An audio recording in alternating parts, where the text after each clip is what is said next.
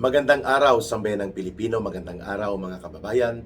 Kasama niyo po ngayon si Ka Eric sa isa na namang episode ng ating Balita at Talakayan. Aba, sumasabog ang mga kontrobersya, walang tigil.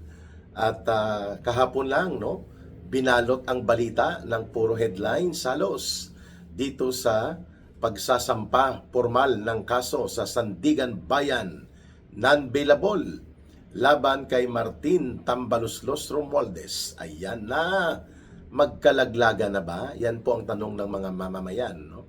Isinampa po ang mga kaso na plunder, direct bribery, and multiple counts of malversation or technical malversation laban kay Martin Romualdez. Isinampa ng ombudsman and non-billable cases yatang dalawa dito, mga kababayan. At na-raffle po ito. Pag sinabing na-raffle, na-i-assign na po, no? Pagkatapos ng raffle, napunta po sa 7th Division ng Sandigan Bayan. Ang Sandigan Bayan po, ito ang special court dedicated sa Pilipinas para sa paglilitis hinggil sa mga kaso ng katiwalian at korupsyon involving mga matataas na opisyal ng gobyerno. Ayan. So, kaagad po, nag-timing si Romualdez na nagpadala siya ng sulat kay Speaker Budget D sa Ombudsman at ganoon din po sa Department of Justice. No? At nagsasabi siya na magkakaroon siya ng angioplasty procedure sa kanyang puso sa Singapore. At humihingi siya ng at least 14 days na pagkakaroon ng travel authority.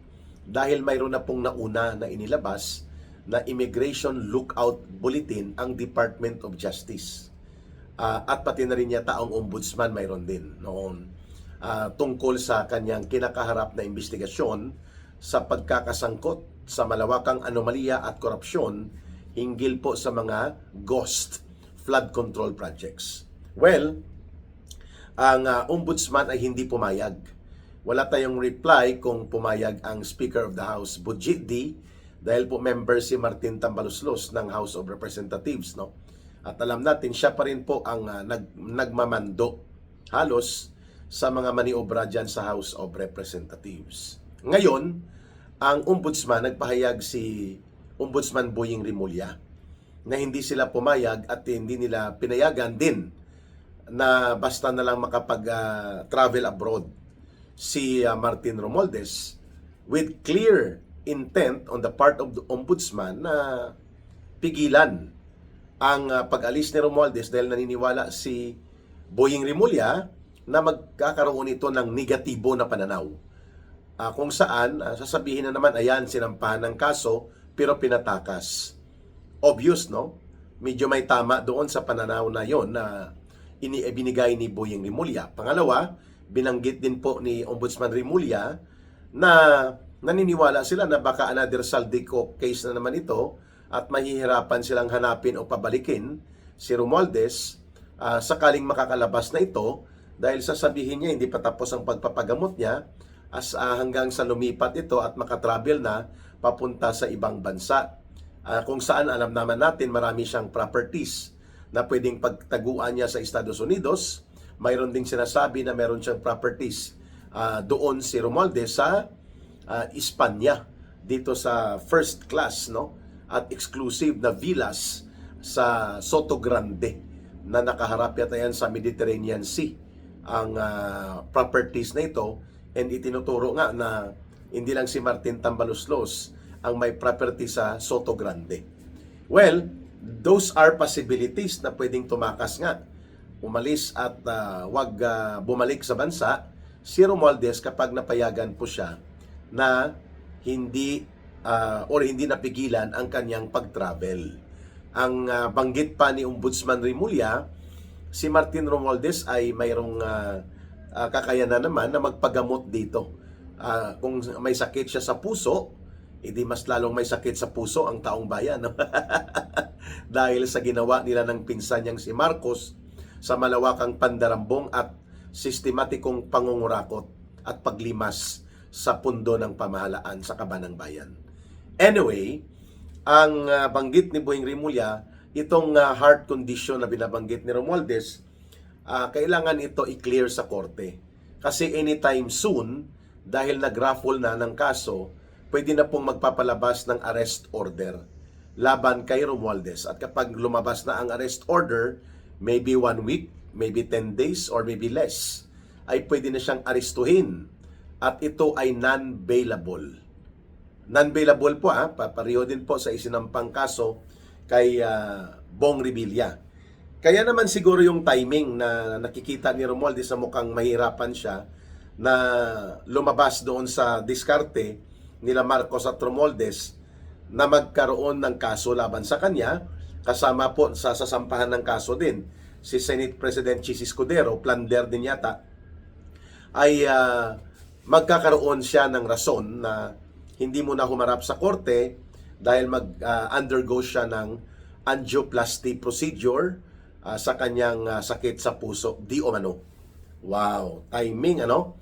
Pero hindi lang po doon nag-attempt si Romualdez, mga kababayan, na pumalag sa pamamagitan ng pag-iwas sana na siya ay makustodi o maaresto ng korte. Sapagkat alam na niya na umakyat na sa korte ang isinampang kaso na non-bailable criminal cases ito sa korte sa Sandigan Bayan, and magkakaroon na siya ng arrest order. Now, tiniming din niya na ideklara na mayroon siyang sakit para may dahilan siya na umiwas, magmaniobra, at alam natin na taktika yan ni Romualdez na isa publiko na siya ay sumasailalim o magsasailalim sa tinatawag na angioplasty procedure.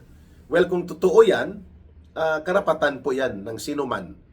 Even si Martin Romualdez na humaharap sa mga mabibigat na kasong kriminal sa pandarambong at katiwalian, karapatan pa rin po niya yan na mag-seek out ng medical support sa kanyang kalagayang pangkalusugan. Si Marcos nga, no? Pabalik-balik daw sa St. Luke Hospital. Totoo ba yan? At mayroon siyang mga ina-undergo na medical procedures and medical tests na hindi naman ibinubunyag sa taong bayan. Nagtatanong tuloy ang mga mamamayan kung totoo po yan, mga kababayan. Dahil yan ay obligasyon din ni Marcos Jr. na ihayag sa publiko na maging transparent at honest ang pag-uulat ng kanyang health condition.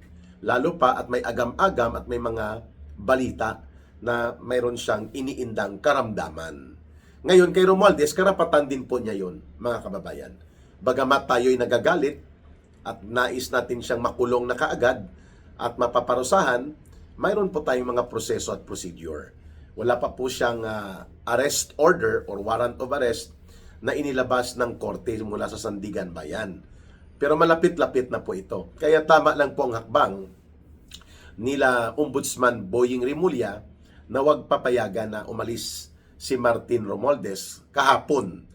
So we don't know if the court, ang Sandigan Bayan, ay mag-aakto na papayagan siya ng temporaryo na kalayaan niya na mag-travel, sapagkat on the part of the Ombudsman, on the part of the Department of Justice, I think, mayroon na pong pagtutol na hindi bigyan ng travel authority si Martin Romualdez.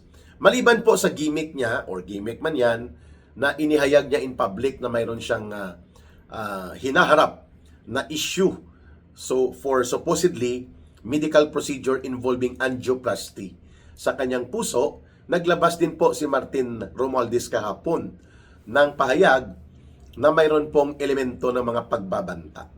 Sinabi niya, hindi daw siya sangkot sa katiwalian dahil parang ministerial lang. Di umano, no?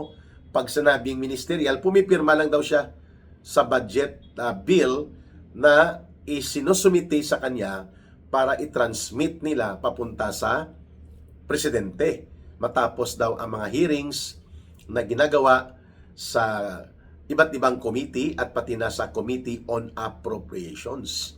Well, hindi totoo yun. Sapagkat ang National Expenditures Program, bago pa po yan isumite sa Kongreso, nag-uusap po si Martin Romualdez, sila Marcos at ang mga grupo nila ni Saldico upang papaano ang mga pundo igagalaw ililipat at kamadahin. Because those actions at mga pangyayari na yan ay ibinunyag mismo ni Saldico. Hindi totoo na si Martin Romualdez ay parang ceremonial function lang. Pag sinabi mong ministerial, no. Every bit and every page at nilalaman ng budget na kinakatay at ginagawang sindikato involved si Romualdez. And that was emphasized no less than by Saldico. It was corroborated and supported by Congressman Toby Chanco at halos lahat ng mga kongresista. Pati po dahil kay Speaker, may maleta tayo. Dahil kay Speaker, mayroon tayong flood control. Dahil kay Speaker, mayroon tayong mga tupad, AX, AKAP, MAX. Tapos sasabihin niya na siya ay pumipirma lang ng budget bill para i-transmit kay Marcos. That is farthest from truth. Number 2, alam po natin na hindi niya sinagot ang mga deliveries ng mga malimaleta, tuni-tunilada ng mga pera na itinuro po ni Saldico at ng kanyang mga security team. 18 former soldiers at pati si Sergeant Gutesa dati at pati po si Yusek Bernardo at pati po sa kay Yusek Cabral. Itinuro nila na nagkakaroon nga ng mga delivery. Pati po itong si Henry Alcantara na papunta sa Forbes Park, no? Exclusive top subdivision ito. Diyan din po nakatira si Marcos, si Martin Tambaloslos. Ilan bang bahay daw niya diyan sa Forbes? 3, 4, 5. At diyan sa may Forbes Park sa south side at pati sa may McKinley Road Forbes area, nagdi-deliver sila Saldico ng pera. So kung hindi siya sangkot, bakit siya dinideliveran paulit-ulit ng mga pera? And according to the revelations presented by Saldico, hindi bababa sa mga 56 billion pesos po ang napunta kay Romualdez sa accounting ni Saldico at ganon din po kay Marcos o mahigit pa. 56 billion in 3 years. Kay Saldico pa lang yon. So, hindi kailangan ni Martin Tambaloslos na magkaroon ng projects na pagkakakitaan niya at kukulimbatin sa distrito niya sa Leyte. That would be too obvious. Sapagkat kaya niyang gawin yan in other parts ng bansa. Gamit si Saldico, gamit ang mga contractors. Ayun. Di po ba, sa salaysay ng Diskaya couple, sa kanilang joint affidavit na pinagtakpan at ibinasura ni Ping Lacson, nung panahon po na si Senator Marcoleta pa ang nasa Senate Blue Ribbon Committee, ipinakita ni Diskaya na si Saldico at iba pang mga kongresista na lumalapit sa kanya para ibigay ang mga projects, i-undertake niya at nagka-cash advance. Kasama sa cash advance, ang inihingi na tarifa ni Martin Tambaloslos na umabot ng 15% para sa kanya. Or at least 10 to 12%.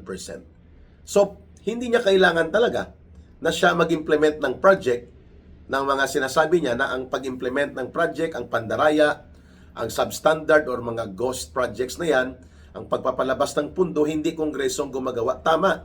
Pero sila ang nagka-cash advance mula sa mga kontraktor na sindikato at kriminal na kasabwat nila, which was earlier revealed sa unang salaysay na sinumpaan ng mag-asawang Diskaya nung ang Senate Blue Ribbon Committee chairperson pa ay si Senator Marcoleta. Pwedeng balikan ang official records na ito ng Senate Blue Ribbon Committee. At nandun yun. So Martin Romualdez at ang mga sindikato at alipores nila, they don't need to implement the projects in their area right away. Pwede nilang makuha ang pondo kahit wala pa po ang release nito, basta mayroon silang kasabwat na mga contractors o kaya mga kontratista na mga sindikato at kasabwat nila pati ang District Engineering Office o mga opisina sa DPWH na siya naman po ang naging kalakaran. Ayun. Kaya hindi siya makahugas kamay. Ang lahat po ng aspeto at component ng budget ng siyang Speaker of the House from 2023, 24, 25 ay alam po niya ang illegal insertions, ang allocables, ang mga nakaparking na pondo na itinago, ang realignment, pati ang unprogrammed appropriations. Hindi po yon ministerial duty. Itinuro po ni Romualdez, mga kababayan, si Saldico at si Chis Escudero At sinabi niya, marami pa akong alam na ibubunyag ko. Hindi, bunyag mo na para magkaalaman na. Total, kinasuhan ka na. Non-billable ito. Kahit pa sabihin ng iba, baka drama lang daw at maabswelto naman siya. Pero the fact na habang nililitis ang kaso, kung ito ay tatakbo ng 2, 3, 4, 5 years at hindi pinayagan ng Sandigan Bayan na siya ay magpiyansa, makukulong si Martin Romualdez habang nililitis ang kaso. Kaya nga gusto niyang tumakas. Kunwari may angioplasty. Di umano. Well, that is a plausible na dahilan na mag-undergo siya ng angioplasty. Pero pwede naman gawin yan sa mga pangunahing ospital na pribado dito sa Pilipinas na top caliber na mga doktor at mga cardiologist at cardiosurgeon ang pwedeng mag-undergo ng procedure na yan, ang magpapatupad. Even ang mga espesyalista ng Philippine Heart Center. Bakit kailangan pang lumabas sa bansa? No, tiniming niya. Kasi alam niya na pag lumabas na ang arrest order, aarestuhin siya at hindi siya kaagad makakapagpiyansa. Maliban kung sabihin ng korte na ang evidence of guilt is weak. Therefore, kahit may trial, papagpiyansahin mo na si Romualdez. Maliban kung ganun ang pananaw ng Sandigan Bayan, no? But of course, mukhang hindi yan papayagan na ganun ang drama kaya nakabantay man ang taong bayan. So, dalawa sila ni Chis Escudero po. Ang kay Chis Escudero hindi pa naisampa o naisampa na hindi pa na-raffle most likely. Kaya, mga kababayan, nakakapagtaka po kung bakit naman si Romualdez ang inuna. Yun ang sabi ng iba. Hindi kaya drama yan? Sa tingin ko, drama man o hindi, there is now a development na nagkakaroon ng bitak sa pagitan ni Romualdez at ni Marcos. And mukhang tinuluyan siya na ituro bilang mastermind basta hindi lang aabot kay Marcos. Kaya nga ang pagbabanta ni Romualdez, sabi niya, hindi ako guilty. Marami akong alam at marami akong gustong sabihin. At kaya kong sabihin ito, lalo na kung inaapi ako at pinagtutulungan ako na idiin sa kasalanang hindi ko ginawa. Ayaw ko maging fall guy. Wow. Too heavy for the words. No, nagtitreten siya. Sabi niya, marami akong alam at marami akong kayang sabihin dahil marami akong alam. And I don't want to be thrown under the bus. Ang ibig sabihin po, ayaw niyang tapakan siya at siya ay idikdik at maging sangkalan sa pagsisisi kung bakit nagkaroon ng napakalawak at napakalubha at sistematiko na mga pangungurakot at pandarambong sa ilalim ni Marcos sapagkat kasabwat din si Romualdez diyan sa pagkatay at pagsindikato sa budget. Yun ang nais niyang palabasin na siya ay inosente. Wow, kabang-abang ito mga kababayan. What is certain is the crack in the walls of the alliance between Martin Romualdez and Bongbong Marcos Jr. are now showing up. And mukhang papunta ito sa paglala at paglubha ng kanilang kalagayan sa pagitan ng alyansa nilang dalawa. And that is favorable for the people sapagkat mas lalo pong lalakas ang pagbubulgar na totoo at hindi po gawa-gawa lang o katang-isip that the criminal trails, yung daloy ng kriminal na pananagutan sa mahigit 1.5 trillion pesos na pagnanakaw, pangungurakot at pandarambong sa flood control projects and among other infra projects under Marcos and Romualdez, ang linya ng kriminal na pananagutan ay bumabalik sa magpinsang ito kay Martin Tambaloslos at kay Bongbong Marcos Jr. bilang mga pasimuno or mastermind. Abangan natin ano po ang magiging akto ng Sandigan Bayan sakaling maglabas na ito ng arrest order at papayagan ba ang temporary travel authority na ibibigay kay Romualdez. Pero parang sabi ni Boying Rimulya bilang ombudsman position, hindi daw pinayagan. Hindi ko pa nakita sa news ngayong araw na to. We will update kasi nga na-raffle na sa Sandigan Bayan ang kaso. And anytime, 5 days, 10 days or less, magkakaroon na yan ng arrest order at makukulong si Romualdez ng walang piyansa. Hindi siya makakapagpiyansa habang nililitis ang kanyang mga kasong kriminal. Laglaga na, mga kababayan, abangan natin ang paniningil ng hustisya at katarungan galing sa nagngangalit na silakbo ng panawagang katarungan at hustisya ng sambayan ng Pilipino. Ayun na, ito po ay mga divine providence development na Panginoon na po, Diyos, ang may gawa ng mga hakbang patungo sa paglapit sa katarungan at katotohanan. Lalo na po dito sa sistematiko at malubhang pangungurakot na naganap sa ilalim ng tandem ng gobyerno ni Marcos at nila Romualdez. Mga kababayan, don't forget to like, share, and promote our videos, ang ating channel at mga viewers po natin sa Ka Eric Celis YouTube channel at sa ating Ka Eric Jeff Celis Facebook account. Maraming salamat sa inyong pagsuporta at patuloy na pagmamahal at pakikipagkaisa sa paninindigan na isinusulong po natin with Ka Eric. Mahalin po natin ang bansang Pilipinas. Walang ibang magmamahal nito, kundi tayo ring mga Pilipino. Para sa Diyos at sa Pilipinas nating mahal, may God bless everyone. And may Allah will be with those who are Muslim brothers and sisters.